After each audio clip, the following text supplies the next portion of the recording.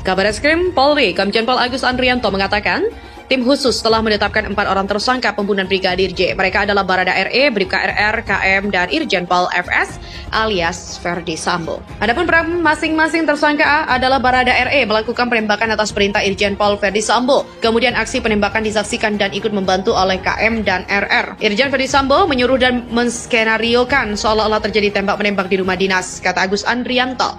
Menurut Agus, pasal yang dikenakan oleh penyidik adalah pasal 340 dengan ancaman maksimal hukuman mati, penjara seumur hidup, dan selama-lamanya 20 tahun. Kapolri Jenderal Listio Sigit Prabowo mengumumkan tersangka baru pembunuhan Brigadir Nofriansah Joshua Huta Barat atau Brigadir J pada Selasa 9 Agustus. Sigit mengatakan, ada dugaan yang ditutupi dan direkayasa sehingga tim sus telah melakukan pendalaman dan menemukan ada upaya untuk menghilangkan barang bukti, merekayasa dan menghalangi penyidikan sehingga memperlambat penyidikan.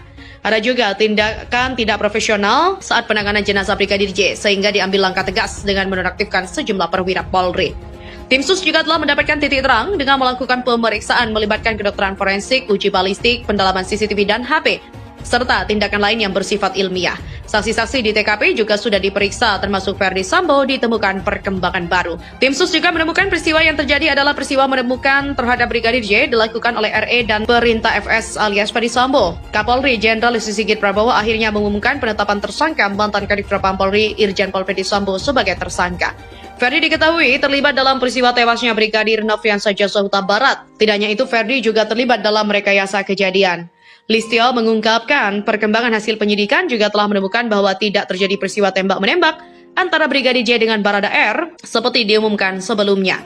Untuk membuat seolah-olah telah terjadi kesan tembak-menembak, saudara FS melakukan penembakan dengan melakukan tembakan ke dinding berkali-kali untuk membuat kesan tembak-menembak dengan menggunakan senjata Brigadir J.